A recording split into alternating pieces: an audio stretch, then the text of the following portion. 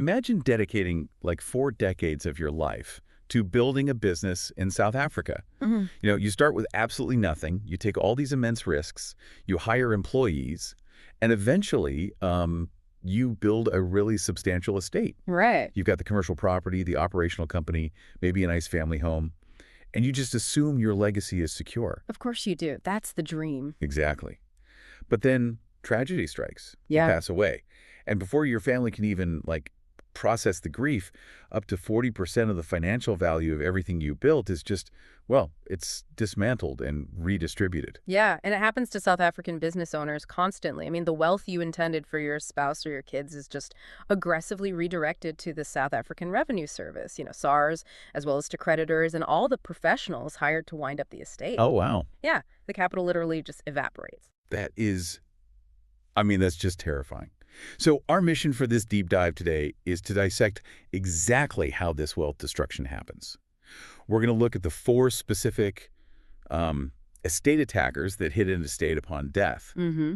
But more importantly, we are exploring the definitive legal and structural solution to this whole nightmare, which is utilizing trusts to build what is essentially an asset protection fortress. I love that term, asset protection fortress, because the real tragedy of estate erosion is that it's largely a voluntary tax. Wait, voluntary? Really? Seriously. It happens because of a lack of proactive structuring. Yeah. If we understand the mechanics of how the government and creditors assess an estate, we can completely re-engineer how the assets are held. Right. Okay. So our roadmap for this comes from a really detailed newsletter we got titled Defending Your Legacy, the 4 Charges Against Your Estate. And we're pairing that with the operational methodology of Lumka Sturman, who is a specialized South African trust consultant. Yeah, she really knows her stuff. She absolutely does. Her website is www.lumkasturman.com. And we'll be looking at how she actually builds these structures. So we're going to look at the realities of trust law, the pitfalls of trying to do it yourself. Which is a terrible idea, by the way. Oh, totally. And we'll look at how to properly separate your risk from your assets. Let's start with the vulnerability itself. So the sources indicate that the primary target for these attackers is this concept called concentrated wealth in illiquid assets. Yeah, that is the core vulnerability right there. When we say illiquid, we're talking about being asset rich but cash poor. Right. So a business owner might have an enterprise valued at, say, 50 million rand, but that 50 million isn't just sitting in a checking account somewhere. Yeah, obviously. It's tied up in specialized manufacturing equipment, warehouses, inventory, intangible goodwill. Yeah. You can't exactly slice off 10 million rand of a factory floor to pay a tax bill. No, you definitely can't, which makes the timing of death just an absolute financial disaster because the first attacker, which is estate duty, it demands liquid cash. Exactly. So estate duty is the standard tax SARS levies on the transfer of wealth from your deceased estate to your beneficiaries. The mechanics are relatively straightforward, but they are punitive. Okay, break that down for us. Sure. So every individual gets a 3.5 million rand primary rebate. Right. It's essentially an exemption meant to protect a modest middle-class estate, but for a business owner, you blow past that instantly. Yeah, I would imagine. So beyond that 3.5 million, the tax is 20% on the dutiable amount up to 30 million rand. And then anything above that 30 million rand threshold is taxed at a highly aggressive 25%. Wow. So that means a quarter of your highest tier wealth is just owed to the government. Yep. And they expect that payment within a year. But the sources highlight a second tax that hits at the exact same time, which is capital gains tax, or CGT. And the mechanism here is what the law calls a fictional sale. Right. I think we need to unpack the logic of that, because why would the government tax assets that haven't actually been sold? The legal fiction of a deemed disposal is crucial to understand here. From the perspective of SARS, if they didn't tax assets upon death, a family could theoretically just pass down a business for 10 generations, right? Yeah. And they defer the capital gains indefinitely. Oh, I see. They'd never pay it. Exactly. So to prevent this, the tax code dictates that the day before you die, you are deemed to have sold every single asset you own at fair market value to your own estate. Okay, so the tax is levied on the theoretical profit between what you originally paid for the asset, which is the base cost, right? Right, the base cost. And its value on the day you die. Correct.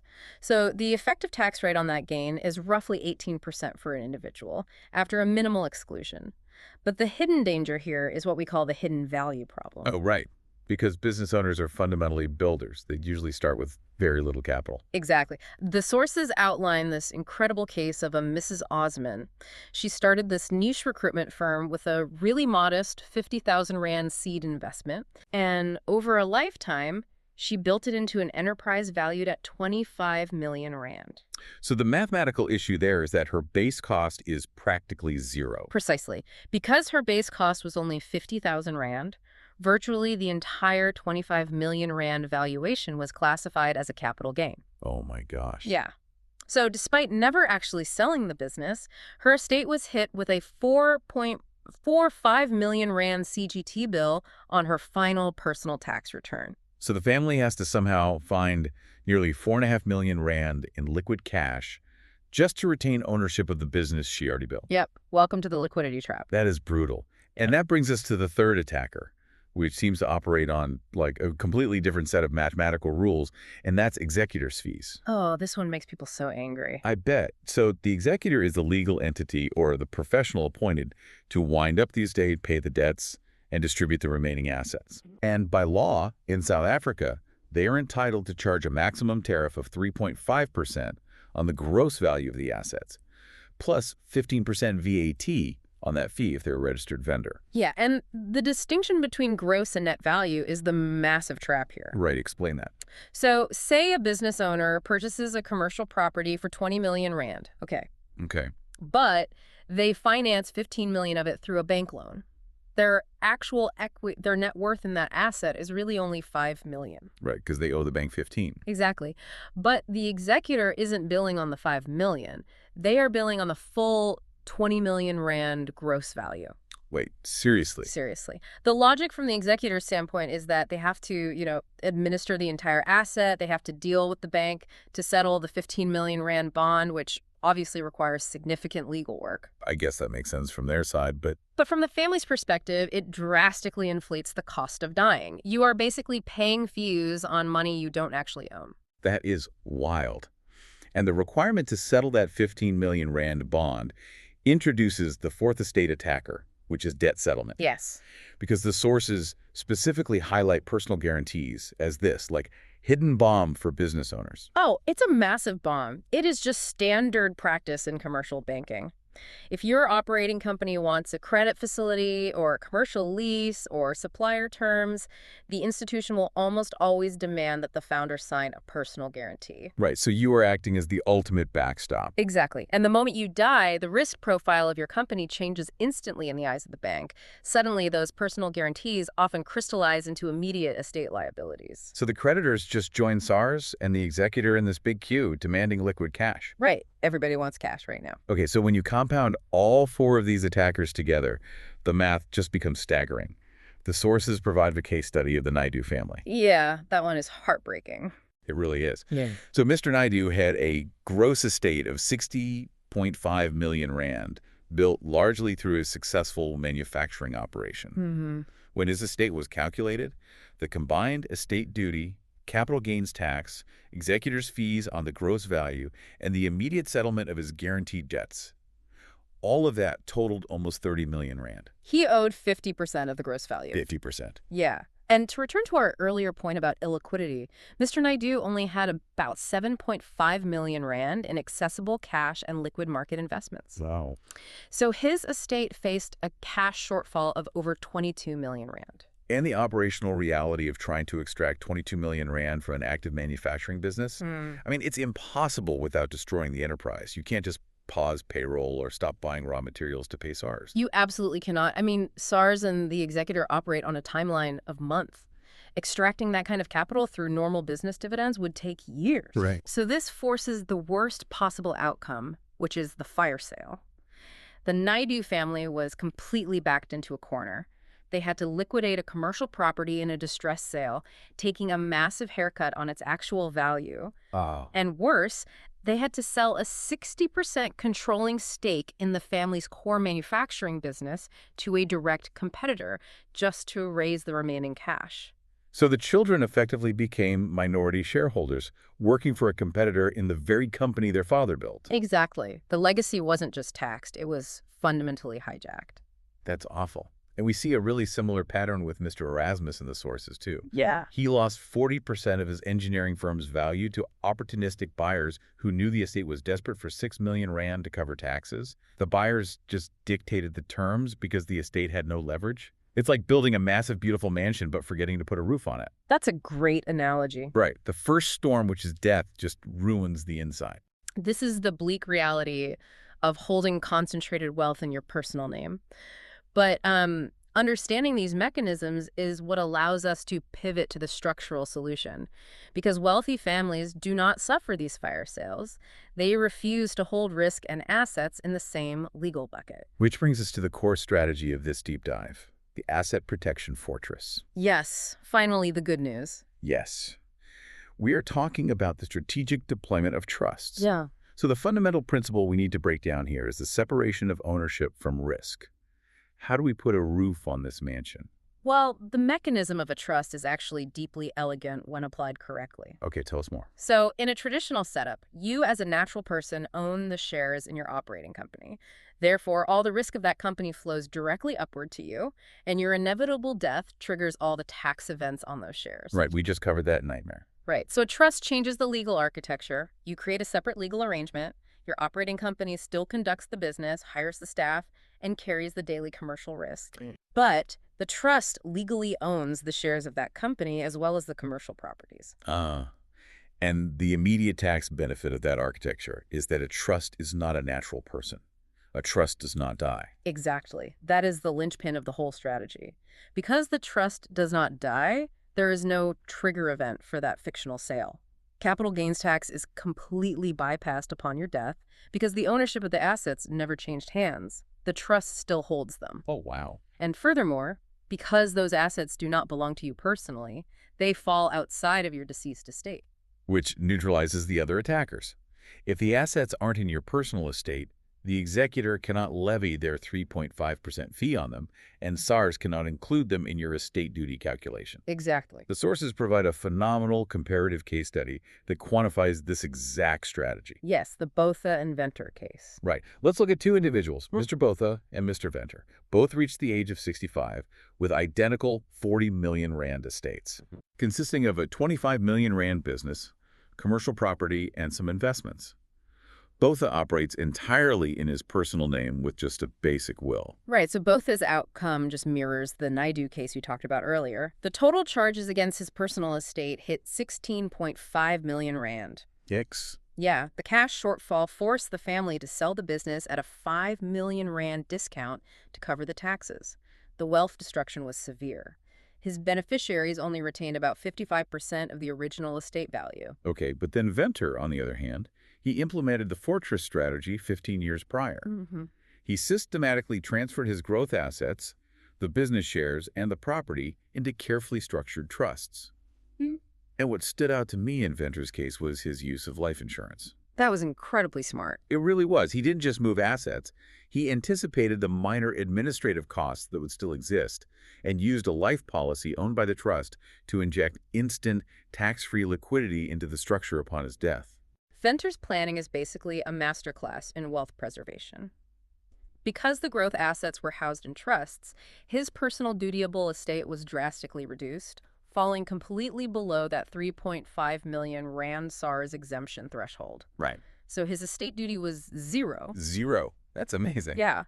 He also utilized his leverage while alive to negotiate a capped 2% executor fee on his remaining personal assets through a prior agreement, rather than just accepting the default 3.5%. So the net result is that Venter's total estate charges dropped from both his 16.5 million down to just 2 million rand. Yep. And because he had planned for liquidity, that 2 million was easily covered. The family never had to touch the business or the property. Not at all. When factoring in the remaining life insurance payout, the Venter family actually preserved 120% of the original wealth. 48 million rand compared to Botha's 22 million. It's insane. It is a 26 million rand variance on identical starting portfolios. The only variable was the legal structure of ownership. Okay, I have to play devil's advocate here and challenge the core premise, because this is where the mental hurdle exists for most founders. Go for it. I spend my life building a company. I bleed for it. If I transfer the shares into a trust, I no longer legally own my own life's work. Right. I'm giving it away to a separate legal entity. Right. It feels incredibly counterintuitive to protect my wealth by voluntarily surrendering ownership. What's the catch? I totally get that. Yeah. It is the most common and frankly justified hesitation, Yeah. but it stems from conflating ownership with control. Okay, unpack that. In corporate law, those are distinct powers. Yes, you legally surrender ownership. The trust becomes the owner. However, a trust operates through its trustees. Right. You, as the founder, can be appointed as a primary trustee. The trust deed, which is basically the constitutional document of the trust, can be drafted to dictate exactly how the assets are managed and distributed. Okay, so the analogy here is that I am still entirely in the driver's seat, steering the vehicle, deciding where it goes and who gets to ride in it. My name just isn't on the registration papers in the glove box. That is an incredibly accurate functional description. You manage the assets for the ultimate benefit of the beneficiaries, which typically includes yourself, your spouse, and your descendants. Hmm. You retain control over the operational destiny of the assets without holding the personal liability of ownership. But the government is fully aware of this strategy. And this leads us to the critical danger of poorly executed trusts. Oh, yes, the DIY trap. Exactly. The sources detail the Section 33D3 anti-avoidance trap within the Estate Duty Act. Right. Because if I'm driving the car and deciding who rides in it, how does SARS not simply look at that and say, well, you're the de facto owner, we're taxing you anyway? They absolutely will, unless there is a genuine, legally rigorous separation of power. The principle SARS applies is substance over form. They don't just look at the trust deed, they look at how you actually behaved in real life. Which brings us to Mr. Kasim from the sources. Oh, Mr. Kasim. Yeah, they cite his precedent. So he transferred his coastal holiday home into a family trust, ostensibly to remove it from his estate for tax purposes. But operationally, he just treated the trust as an extension of himself. Exactly. He treated it as his alter ego. When SARS audited the estate, they examined the paper trail. They asked, did Mr. Kasim pay a market-related rent to the trust when he used the property? No. Did the trustees hold formal meetings to approve the maintenance of the home? No. He just paid for the pool cleaner out of his personal checking account. Right. Because he retained the sole, unfettered enjoyment of the asset without any fiduciary oversight, SARS successfully invoked Section 3.3. Wow. They pierced the veil of the trust, deemed the property to still be under his personal control, and dragged the entire asset back into his personal estate for duty calculations. His structuring was a complete failure. That is wild. And it really highlights the sheer recklessness of the DIY approach. I mean, you can go online right now and buy a generic trust template for a few thousand rand. Oh, people do it all the time. But a template doesn't protect you from a Section 3.3 audit. A document alone doesn't establish the daily legal separation required to withstand scrutiny from SARS or aggressive creditors. Buying a template is like buying a pile of bricks and calling it a fortress. Exactly. A template is merely a piece of paper. Asset protection is a continuous legal verb. It requires precise architecture tailored to the specific cash flows, debt profiles, and family dynamics of the founder. And this is where the methodology of specialized trust consultants like Limke Skirman becomes essential. What I really appreciate about the sources detailing her approach is that it frames asset protection not as a one-time transaction, but as a holistic, ongoing governance system. Yes, exactly. Her website, which again is www.limkasteraman.com, outlines a very specific process for South African business owners. Her methodology perfectly illustrates the difference between buying a document and building a real defense. Rather than focusing on just pricing tiers, it's much more instructive to look at the sequence of the services she provides, starting with what she terms the foundation audit. The foundation audit makes so much sense because you can't prescribe a treatment without a diagnosis. You have to map the existing risk. Right. Like, are you carrying too much personal debt? Are your business assets currently commingled with your family home? The audit determines if you actually need a trust or if your current net worth makes a trust financially inefficient. It is an exposure analysis. And if the audit confirms that a trust structure is viable, the next phase is the asset protection blueprint. Okay, what does that involve? This is where the actual architecture is drafted. How do the shares flow from the operating company to a holding company and ultimately to the trust? How do we structure the loan accounts if you are selling your existing assets into the trust, ensuring those loan accounts don't trigger their own tax liabilities? Right, because the mechanics of moving an asset you already own into a trust is incredibly complex. You can't just, like, give 20 million Rand business to a trust without triggering massive donations tax. No, absolutely not. You have to sell it on loan account and then carefully manage the interest and repayment of that loan over time. Designing that flow really requires an architect. It does. But the element of Limke-Sturman's methodology that directly addresses the Section 3 trap we discussed with Mr. Kasim is the annual maintenance protocol. Yes, the maintenance is crucial. It is arguably the most critical component of the entire Fortress strategy. A trust is a living, breathing legal arrangement. To prove to SARS that the trust is not your alter ego, you need a flawless, continuous paper trail. So you need minutes of trustee meetings. You need formal resolutions approving the purchase of assets or the distribution of dividends. You need independent accounting that clearly separates the founder's money from the trust's money. Precisely. The maintenance ensures that the substance over form test is easily passed. If SARS decides to audit the structure upon your death, your executor can simply hand over a decade of meticulous compliance records. And boom, you're safe. Yes. The legal separation is ironclad, the assets remain safely outside your personal estate, and the generational transfer occurs smoothly. It essentially transforms the administration of your legacy from a crisis into a mere bureaucratic formality. Exactly. So for anyone generating significant income, acquiring property, or running an enterprise in South Africa, relying on a basic will while holding assets in your personal name is a profound, albeit common, strategic error. The tools exist to build a fortress. Engaging with a professional like Limke-Sturman at www.limkesturman.com is really the first step in taking control of that narrative. The transition from an unstructured estate to a fortified trust structure is literally the difference between hoping your family survives your passing financially and guaranteeing that they will thrive. Right, so let's distill the core mechanics of what we've covered today. Let's do it. The four estate attackers: estate duty, capital gains tax, executor's fees calculated on gross value, and immediate debt settlement, they operate in tandem to drain liquidity. Yep. If your wealth is concentrated in an active business or property, this liquidity drain forces devastating fire sales. And we've seen how ugly that gets. So the definitive solution is severing the link between the assets and your personal mortality by utilizing a legally distinct trust. But as we saw with the anti-avoidance laws, execution is everything. It really is. Proper structuring requires rigorous, ongoing professional governance.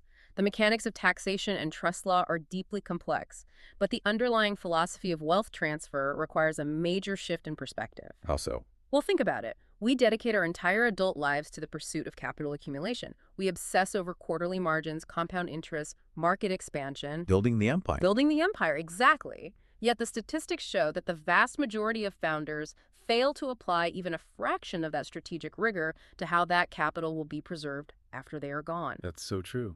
But beyond the mere preservation of capital, there is a profound psychological dimension to proper structuring that is rarely discussed. Oh, what do you mean? Sudden, unstructured inheritances, like dumping millions in liquid cash or complex business operations onto grieving beneficiaries. It frequently destroys the ambition and cohesion of the next generation. Wow, yeah, I can see that. It is the root cause of the old adage that wealth goes from shirt sleeves to shirt sleeves in 3 generations. Right. A properly governed trust doesn't just shield the money from the taxman, it allows you to dictate the terms of the wealth. You can mandate that distributions are tied to educational milestones, or that the business is run by competent, independent directors rather than unqualified heirs. So you are not just preserving the financial value of your life's work, you are preserving the character and future capability of your family. Exactly. I'll leave you with this thought. We spend 90% of our lives obsessed with how to build wealth, but maybe 1% thinking about how to transfer it. If you were to pass away tomorrow, who would actually inherit the majority of your life's work, your children, or the taxman? The legacy you leave isn't just about what you earned, it's entirely about what you actively chose to protect. The ultimate power of the fortress isn't just keeping threats out, it's providing a structured, sustainable environment for the people inside.